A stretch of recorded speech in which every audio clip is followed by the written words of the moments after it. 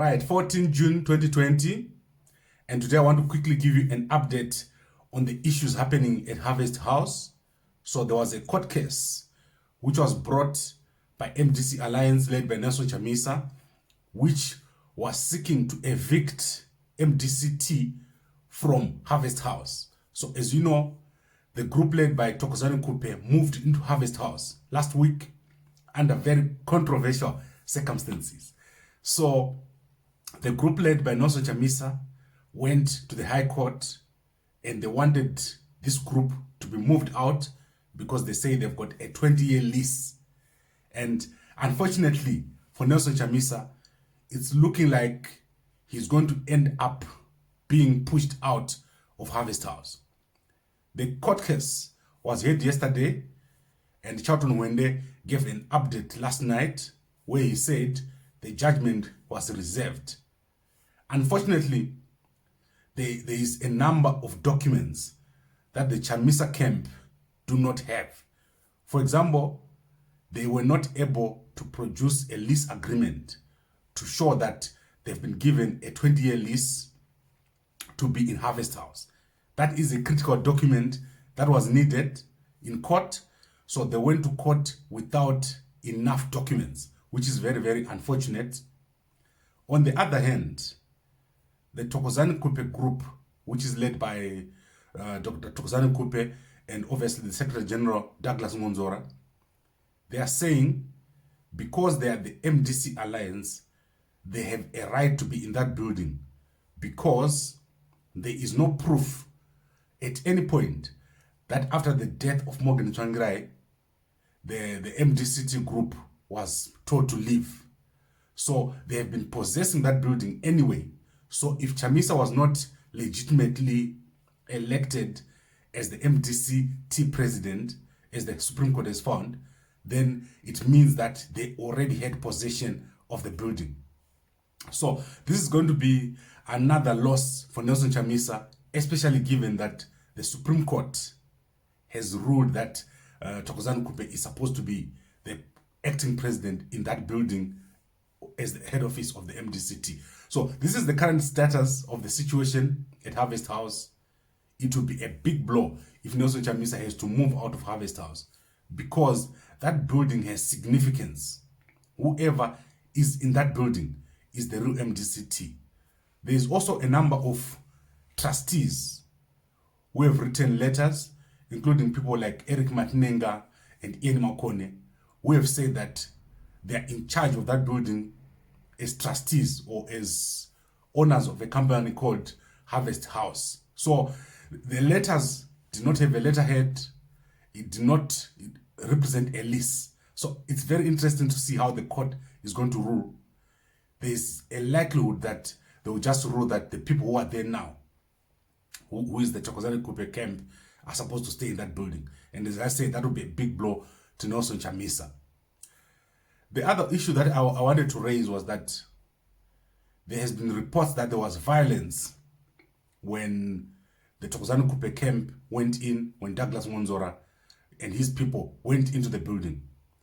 When they go to court, the security guards who were there wrote an affidavit to say that there was no violence and there was no proof as to who was beaten when that building was taken over. So the court was obviously being told that the building was taken over forcefully. But when the time came to prove who was beaten up during the takeover, then the Nelson Chamisa side were not able to prove that there was any violence used. So this is a very, very interesting case. There are many more court cases upcoming regarding the two factions of the MDC. And as we move towards Congress, this is going to become more and more significant. The people that win these court cases, it's going to prove who is MDC, who is not MDC. And it's significant as we go towards the election. People want to go and rally behind the real MDC. So the voters, they are very strange. And this is why you see that Nelson Chamisa doesn't want to move away from the MDC brand. It's unpredictable what can happen. If Nelson Chamisa says, for example, I'm going to go and form my own political party. But it's starting to look that way. It's starting to look like Nelson Chamisa might be forced to form his own political party. However, at the moment, Chamisa is busy with a new website. From what I've heard, they're busy working on a new website where they want to start recruiting their own members. They want to start from scratch, and then they will have a new membership database to counter what Douglas Ngonzora is doing. Douglas Ngonzora has been on the ground building structures. So Chamisa, I think he wants to take advantage of his support in the diaspora, create a website where people can register and get funding, because funding is an issue. If the money goes to Thokozani Kupe, Chamisa will need money from the diaspora.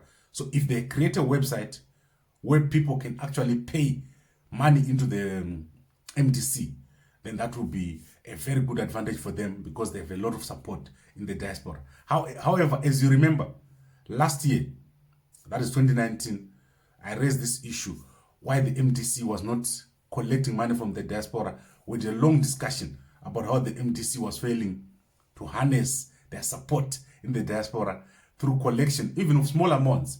If 100,000 people put $2 each a month, or $10 each a month, that's already $2 million a month.